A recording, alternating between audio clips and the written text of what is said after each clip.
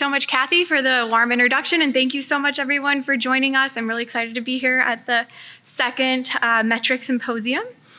So today I'm going to be talking to you about safety considerations in mobile health technology research, and I really feel like Pedja, during his talk, queued up a lot of the things I'm going to be talking about as well. And my goal for this is only 5 minutes, and this is a huge topic to cover. So my goal is that the things that I discuss will promote the conversations that we have after the three panelists talk, and that we can maybe formalize some of these safety consideration and safety experiences that people have had during their studies to formalize that knowledge and make it more broadly accessible to the MeTRIC community. Okay, so a few working definitions to get us started off.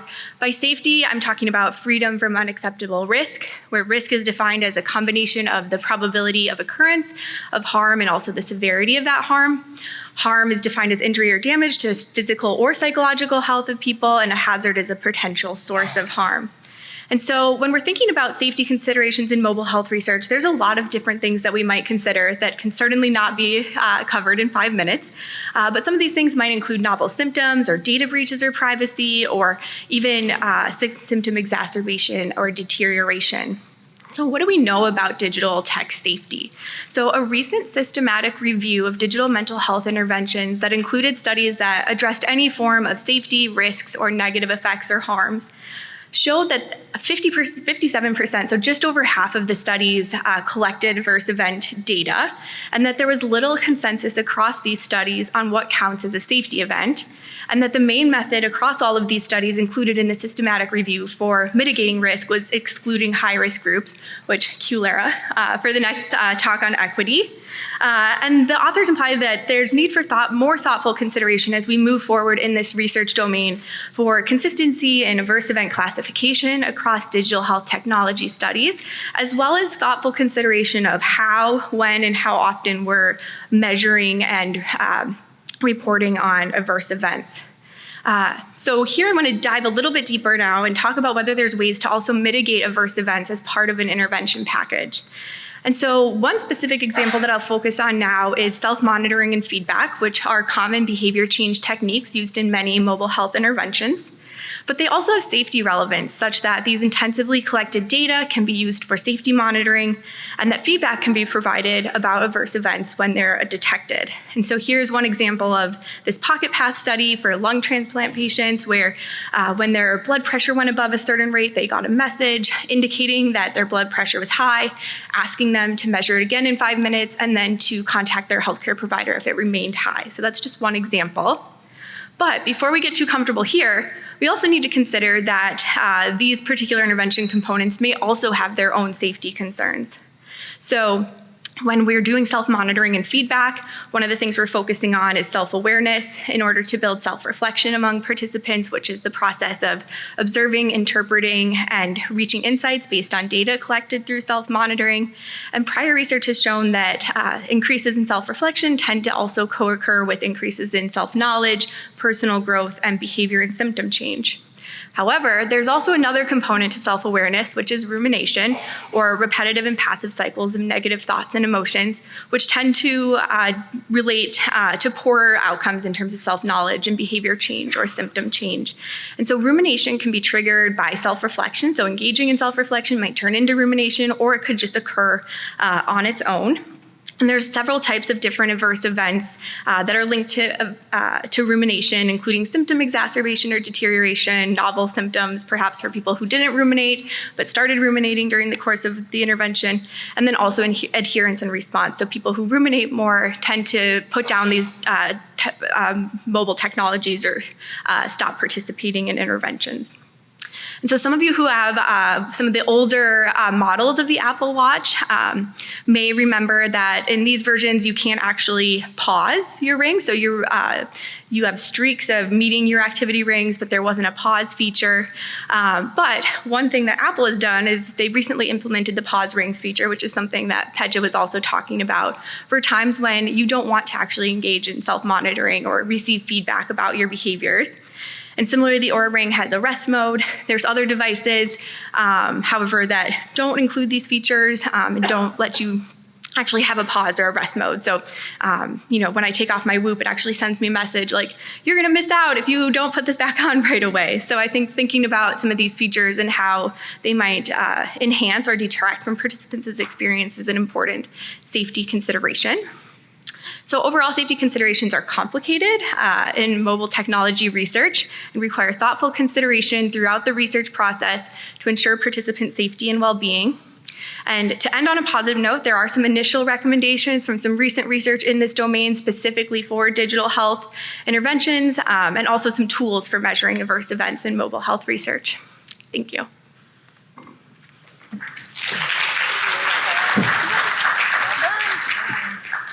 All right, so you probably have figured this out. So what we're going to do is each of us is going to do a little primer on a topic, and then we're going to open it up to questions, just so you know. So I'm just going to encourage, as you're hearing about these different talks, to think about if there's situations with work you've done or work you've heard about that might bring up topic areas like this, because we're going to have a good amount of time to be able to chat about different situations as we go here. So I'm talking about equity today, and I just want to acknowledge before I get started here that I'm definitely not a health equity expert. Rather, I strive to promote health equity in the work that I do and to encourage my work to come from that sort of framework. So again, to start with the definition here, there's several ways that we talk about health equity. The one that I'm providing here is from the Centers of Medicare and Medicaid, and that is that health equity is the attainment of the highest level of health for all people, where everybody has a fair and just opportunity to attain it. And if we think about that in the context of mHealth equity is equal access to the benefits of digital health tools and ensuring that these tools help reduce, rather than widen, health disparities. All right, so there's, at a very basic level, it's key to ensure that everyone has equal access to digital solutions, right? And that access can include access to the technology, connectivity to use that technology, and also the digital fluency in order to be able to use it. So we can think about some situations, one being if we're providing an app where someone needs to have a smartphone. For those who don't have a smartphone, how we're going to grapple with that. Are they just not eligible? Are they not able to get it? Or in some cases, if we're able, are we able to provide that? The same goes for cellular access. And then also thinking about people who have different types of access plans. So can we provide digital solutions that don't use as much bandwidth in order to use, that don't drain the battery as quickly? Can we use ones that have offline functionality? And considering these up front, because oftentimes these are decisions we need to make when we're actually developing digital solutions.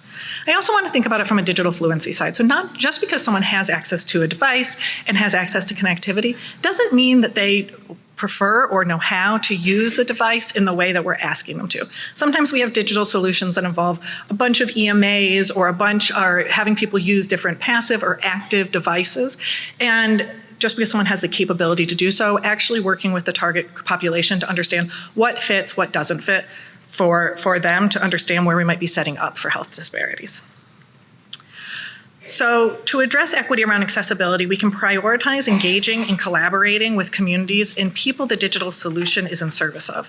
So the goal of this type of participatory approach in the design process is to ensure that the digital solution will be accessible, will meet the needs of the people that we are aiming to serve, and that this approach can also help to ultimately promote adoption and trust within that target population. So this may include conversations early in the conception of a project to identify areas where service really are needed and to elicit ideas on acceptable and appealing solutions. And then continuing to engage with the populations really from conception through completion of the project.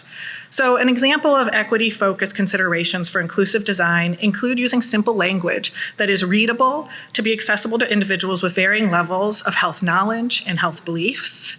You can also consider translation and interpretation when thinking about this, so digital solutions for non-native speakers, or ensuring that your digital solution is available in the languages that are spoken among the people it is intending to serve, and that means culturally appropriate translations, not just word-for-word text conversions. Another consideration to consider with inclusive design is the use of multimodal formats, so including audio, visual, and text-based formats to accommodate people who may have reading difficulties or just prefer non-text interactions. Another way to promote health equity in mHealth platforms is to acknowledge and potentially try to address some of the social determinants of health that might be adversely impacting people's ability to interact effectively with the digital solution. So I do work in addictions, and so oftentimes things like housing instability, unemployment, and access to care are major barriers that people are facing, and that our digital solutions actually can take an attempt at trying to help to mitigate some of those social determinants of health. Of course, we often fall short of going all the way. And this may look like, for example, in a platform that we're developing right now called Incentives to Quit, working with the target population, which in this case is perinatal Medicaid beneficiaries, to actually develop resource guides that are available within the app platform that both talk about resources that are available within their local communities and provide easy access to those to try to mitigate those adverse determinants of health that may not be central to the actual target of the intervention, in this case smoking cessation, but certainly impact people's abilities to engage within that intervention. Finally, I just want to highlight on this one attention with inclusivity, that while inclusivity definitely promotes health equity in general, we should not sacrifice fit and cultural centeredness in the name of inclusion. And in fact, sometimes when we do so, when that pendulum goes quite far, we can actually promote health disparities. So that is to say that no app or digital solution is for everyone, nor necessarily should it be. So user engagement and retention is another space where we can take a health equity perspective. This includes incorporating strategies to engage and retain diverse users over time, including personalized content and user-centered feedback loops to adapt the app or digital solution based on the person or the community's evolving needs. Also, for those apps that are using AI, which of course is just incredibly popular right now, considering how the training of the algorithm might impact health equity, for example, if the algorithm is trained on diverse and representative data sets, and then not just then trusting that all is good, but evaluating if there are biases and outcomes or AI-based recommendations that disproportionately benefit or potentially harm specific users or groups of users. Finally, I just want to note the need to continuously assess the appropriateness and usability and effectiveness of any digital solution across the target population with a health equity framework in mind. This can include using quantitative data to inform iterative improvements that ensure the app serves intended populations equitably. It can also include interviews and other forms of qualitative data collection to understand and have a nuanced understanding of ways in which the design and use of the app may promote or reduce health equity. For example, identifying who is or who is not using the app, who continues to use it, who benefits from your digital solution, and really why that might be the case. Really getting curious about those things and getting creative to slow down and problem solve is really key to making sure that we're developing digital solutions that serve the populations that we're intending to serve and serve them in an equitable manner. So I'm going to wrap with that and pass the baton. Thank you.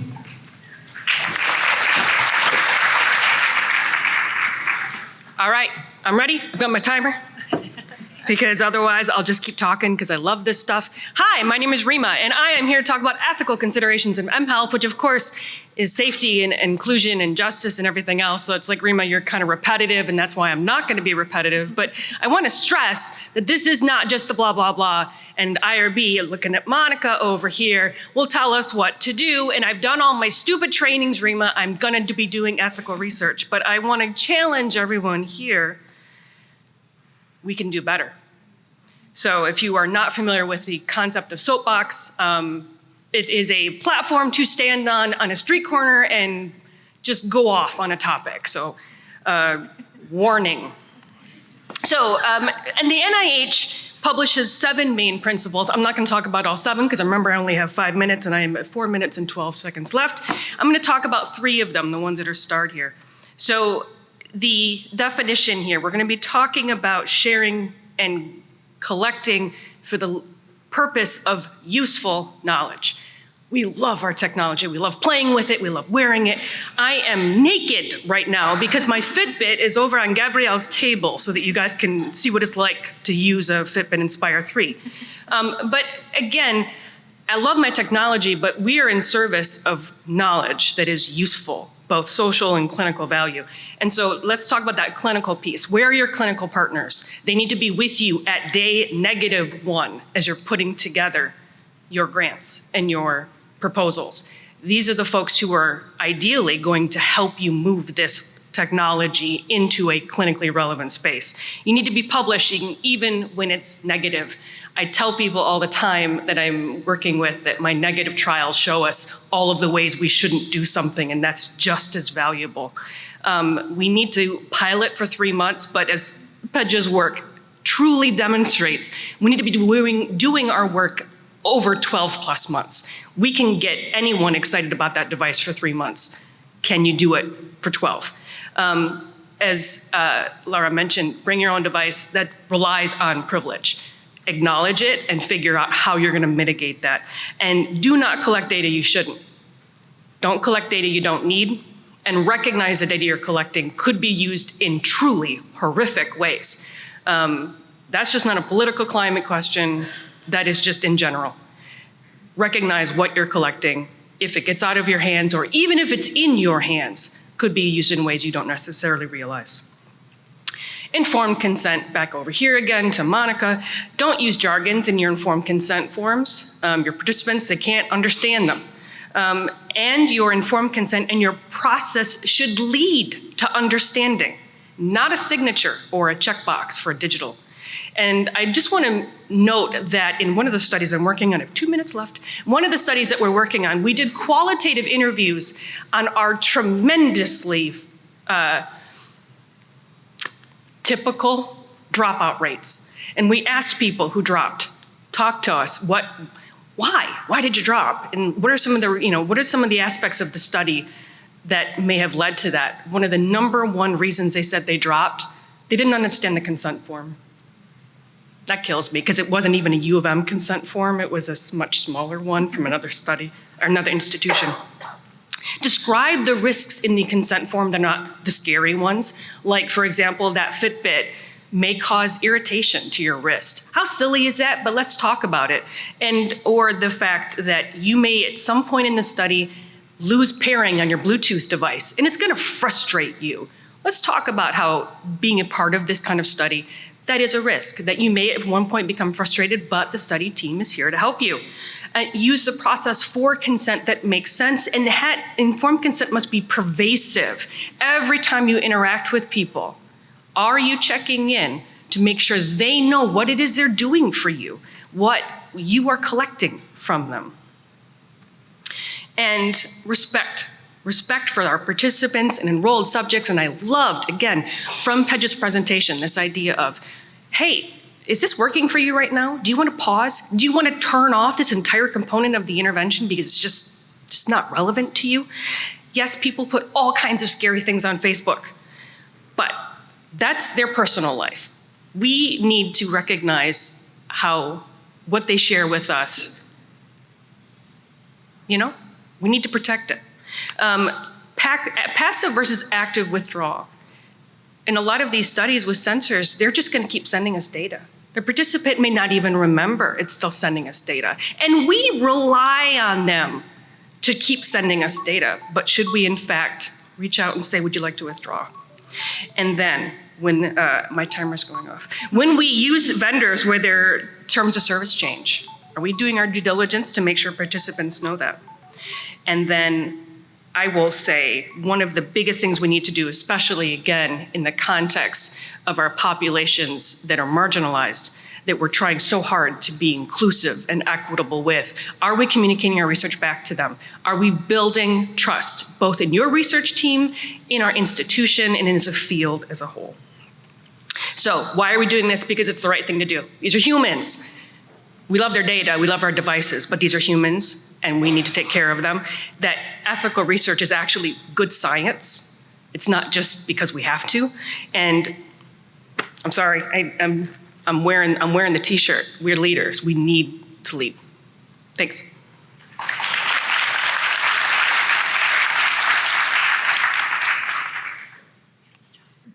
Yes. I can kick it off. Okay.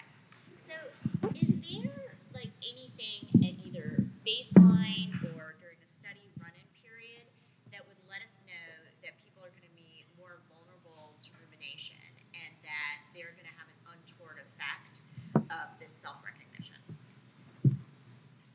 Is this on? Okay, that's a great question. And yes, I think this is part of what I talked about, how in that systematic review, a lot of the studies were mitigating risk by not including vulnerable groups or high-risk groups. And so I think that's an exact point to what you're making, and also to what Lara talked about, is that, who we're designing these interventions for matters a lot. And so, who the population you're trying to reach is a baseline characteristic, right? So that's one. I think you can certainly collect baseline measures on rumination, and maybe you're checking in more frequently.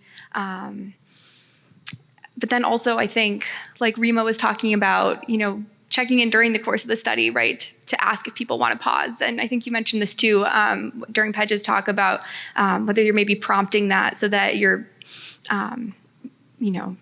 being actively involved as you're collecting data is another opportunity.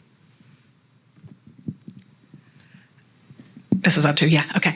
I'll just add, because I think that's so true. And I think the thing we have to grapple with when we're developing some sort of mHealth tool that's going to go out is thinking about, okay, is this made for people that we can identify as super susceptible to rumination? Because if so, then we should be developing a tool that we are piloting, we are looking at early on to understand if it's appropriate in this population. Or if it's not, if it really is a tool that's meant for people who aren't particularly susceptible to rumination in this example, and then that is okay, as long as we have a plan where when we identify people who are, we have a referral process, we're connecting them to the appropriate care. Our tool doesn't have to be the tool for everyone across that spectrum of risk. But really knowing that up front, not just sort of winging it.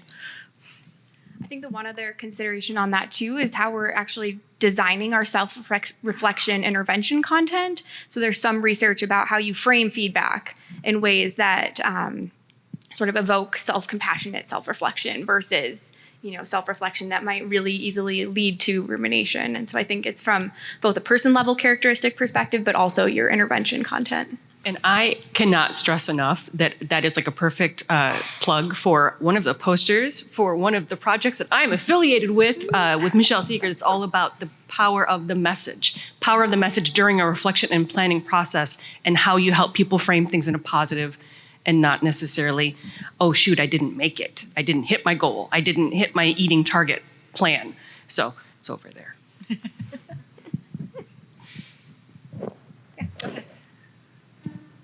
I have some, we talk about health equity and equity, but by the very nature of digital tools, it is inequitable, right? Mm-hmm.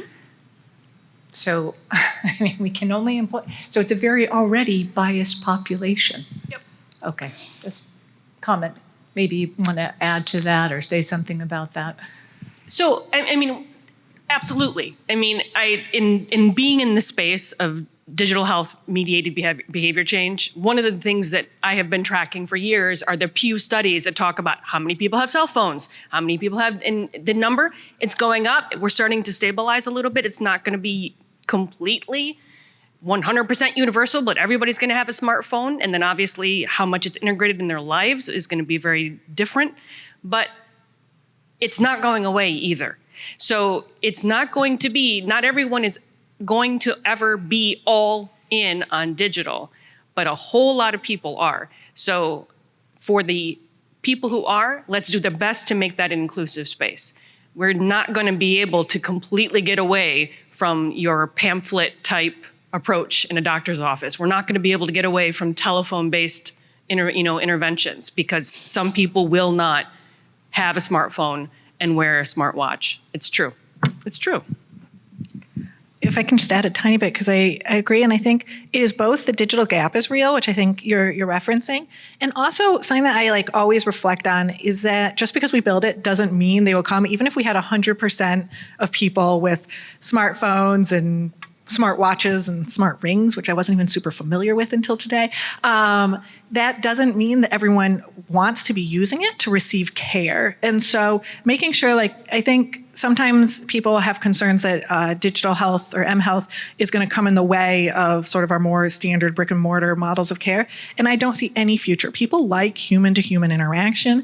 And I think that we need to understand where digital health fits within this landscape, not digital health being its own separate continent. And so understanding where that integration, which I know there's a lot of people in this room that are doing a lot of that great work of understanding for different folks, for different populations, different cultures, there's going to be different fit of the degree to which digital health platforms are going to serve to fill gaps as opposed to create disparities. So I think it's a great point. I'll just push back on that a little while acknowledging yes to all those things. But I think that it depends on what kind of device we're using, right? So something like a smart ring may not be maybe a luxury item that some of our low socioeconomic status individuals may never, own. But I think smartphone usage is very common. And there are some people who don't want to interact with face-to-face healthcare systems. And so I think that, the type of device that we're choosing to build our interventions on, that matters and may be able to reach people that traditional healthcare or face-to-face settings wouldn't be able to reach. And so I think— Outstanding, yeah. So I have two, I guess they're more points than questions, but we'll be curious for the panel to comment on. And they go back to Libby's talk about safety concerns. So the first is, I do all of this work in people with bipolar disorder who are at risk for rumination, regardless of mood state. And one of the things that we've found in our different studies, in some people say that the self-monitoring increases daily negative affect, whereas it doesn't in our control samples.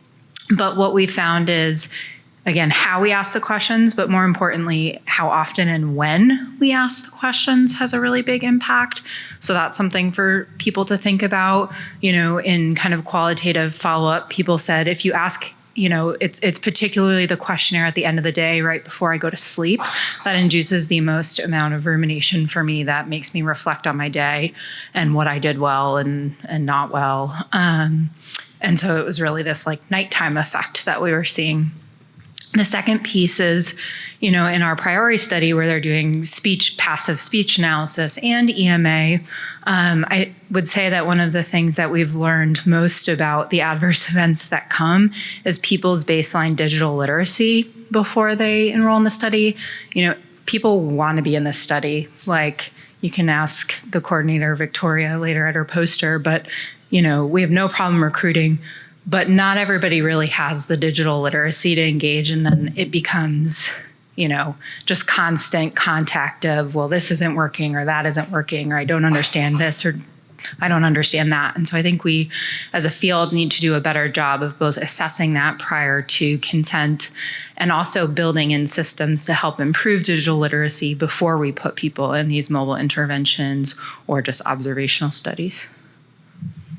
I have to make a note about the digital literacy and thinking about how do we assess, how do we help people through that, from a tech, again, as I'm a staff member. So, I can't tell you how many phone calls I have been on about how to sync your Fitbit, how to get the blood pressure cuff Bluetooth to work. The number of times where I've, been on called where, doing recruitment calls and someone has said, I'd love to be part of your study. What do you, tell me more about it. Oh, it uses a smartphone. I'm like, yeah, I have one of those. My nephew set it up for me. All right, yeah, that's great. But that's not going to be a good fit for us.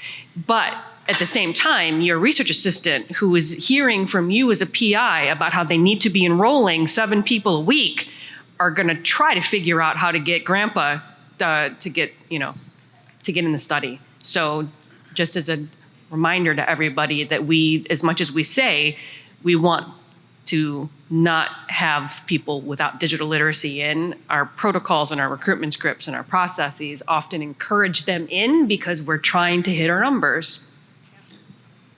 Very true. I think you also make a really important point, Sarah, about it's not just whether we have pre-post change in our interventions, it's what happens in the middle and how we can better understand those processes of what participants are going through when they're in our interventions and how we can use that to refine our interventions for the next round of science. So I think that's super key. And I think also not making assumptions, right, about when things are going to happen, like rumination or, I remember we had a research event a couple weeks ago at the D3C, and one of the investigators is an expert in suicide research or suicide interventions for suicide prevention, and was saying that some people have the conception that you shouldn't be asking people who are prone to suicidal thoughts and ideations about them frequently, but that actually didn't turn out in the literature to be related to increasing suicidal thoughts and ideations. And so I think it's a really important point that we need to be not just assessing pre-post change, but also really assessing these intensive data and what they can tell us about what's happening to participants. Hi. I think that the point, Reema, that you made about only collecting the information that you need is very important. I'm struck, though, as someone who has worked on studies of just-in-time adaptive interventions that were not very adaptive and so were not very effective. I think that the data that you quote-unquote need to collect depends on who you ask. And I know kind of from our experience and from Pedge's talk, the types of strategies that you use to make these interventions truly adaptive.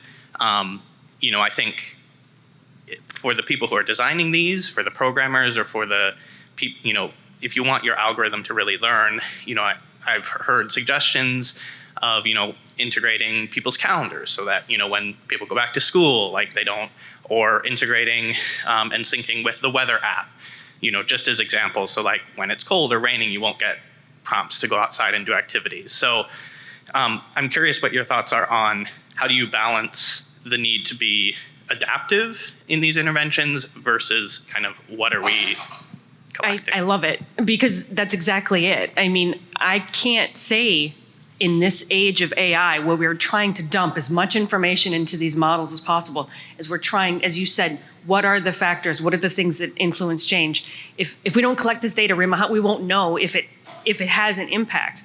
And I get it. But there are going to still be areas of data that are probably still not necessary for what you're doing.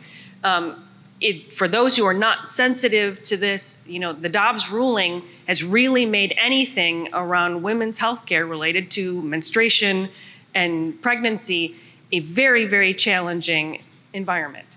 There are literally clinical partners that a research team that I've affiliated with, where they were basically shut out of a future collaboration because they were terrified that the online community forums where women were talking about miscarriages or loss of pregnancy could lead to someone finding them. And, again, does your app need to know that someone is menstruating or not? Does your app need to know if someone is pregnant or not? Do you recognize that, there was a wonderful, very happy, friendly, warm and fuzzy article about someone wearing a smartwatch where the sensors basically triggered, hey, are you pregnant? And she was so happy because, yes, she in fact had been trying to get pregnant, hadn't, and then it was just, everybody was smiles and everything else. What if that wasn't a smiles situation, right? So be aware, again, of what your sensors could be collecting. Be aware of your study measures, the surveys you're asking, the interview questions. Again, I'm not saying you can't collect what is meaningful. I'm not saying you shouldn't do what you think might be meaningful or tertiary useful. But if there are things you really don't need, then don't collect them. And just be aware of what you're doing and the safeguards you can put in place to really protect that data. I love that, because I think what you're saying is it's so important both that the investigators are aware of all the data they're collecting and the participant. And also the participant. And so, I think oftentimes there's just mounds of data coming in. And so making sure that on both sides they're informed and that there's really transparency. Yep. Yes, thank you. Yep. I'm a pediatric cardiologist, and we're doing interventions to improve exercise and physical activity in adolescents and young adults with complex heart disease. We're using the sensors to inform conversations with exercise physiologists in a digital format, but very commonly through the intervention, these people are asking for a virtual space to meet other participants because they've never met somebody with their heart disease before. Right. I would love to hear your thoughts because I'm terrified. I mean, I see the potential benefit, but I'm really nervous about the bad, the worst case scenario. And I'd love to hear your thoughts. And if anybody else has had success or failure in this realm, I'd love to hear about that too. So we have in interventions that we've run that are physical activity based, but not in a pediatric population. So I can't speak to that specifically. But the online community forum is a feature that we feel pretty strongly. It relies on a critical mass of folks where the vast majority are lurkers and then a small number of people are engagers. But we see the value even to the lurkers of even having this community because of the aspect of, oh, look, there are other folks like me, right? I would say that you're gonna want moderators, and whether that moderation is humans or whether it's AI or a mix of, it should probably be a mix of both if there's AI involved. I would say don't flinch from it, because that feeling of I have this really awful, rare situation, that is one of the magic pieces of digital interventions, is that you don't have to be in Ann Arbor, Michigan to connect with someone just like you. You can be anywhere in the world asynchronously, and the barriers, although again, you have to be in our digital world, but once you are, the barriers to finding and communicating and connecting with someone is removed from time and space. I think you're going to want to absolutely educate your users as well. So have materials for those teens and tweens about what is appropriate to share, what's not appropriate to share. Have your dummy ways of filtering things, moderation, but I think you should give it a go. This will be our last question. All right. I just wanted to get your thoughts on how do you make sure that you're not excluding populations based on language, like for non-native speakers, and neurodivergent populations. So, I love data. So I looked at a lot of these studies going on at U of M, and about 55% of them have an exclusion for English language proficiency. It doesn't say who decides whether you're proficient enough or not. And same thing with neurodivergence. I think it was about 40 to 45% of studies exclude people with ADHD, autism, Asperger's. Yes. Yeah, language is such a big thing, and from a IRB or a consent form perspective, obviously I can't take an English consent form and English materials and put it in front of someone who cannot read anything in English and expect to be able to get proper informed consent and have them understand the study. And of course, it's completely unethical to even consider that as an option, right? But also, it costs money to get good materials in all these various languages. But you need to do it if that is the population that is going to be served.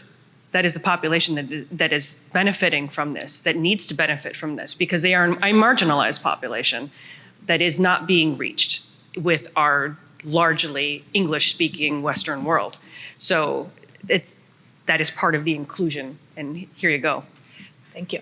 And just agree, this is an area where we need to get much more sophisticated, but it takes, I will say, like the offering platforms in multiple languages, it takes resources, because while you certainly can do translations, for nothing nowadays online, they do not maintain the sort of heart and soul of what many of our interventions, especially as message-heavy interventions like PEDGES we were talking about, where it might be founded on a motivational interviewing basis or something. If you just do word for word translations, you lose the entire sort of the heart of it, if that makes sense. And so actually thinking in budgeting into grants for meaningful translation, where you're actually working within the community, having people that are not just fluent speakers, but people with lived experience of what you are targeting, giving feedback on sort of how you are adapting and recentering your intervention for that. So it's just something we need to be intentional about. We need to, again, this sort of idea of thinking about these topics, safety, equity, and ethics across the arc of a project, starting at conception, at that first idea, I want to develop a digital tool for X,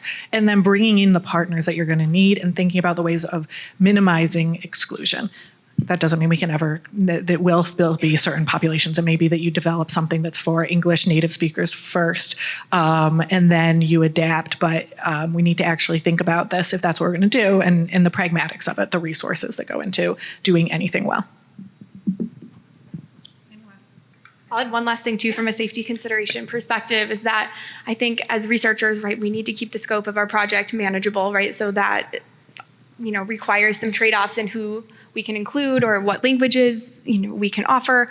Things like that is just part of the practicality of some research. But I think that there are opportunities to think through in intervention or technology packages that maybe do go to market, right? Thinking about some of the messaging or language around who these technologies or interventions were developed for, and thinking through possible safety concerns for the people that they that weren't included as part of the development process is also an opportunity. Are we excused? Yeah, I almost, just one comment on that. Like one thing I've seen missing, you know, when you get over-the-counter medications and they have a drug facts label, I think that we're going to need that with mobile interventions because of the specificity and the risks. Yeah, fantastic. Thank you for panel one.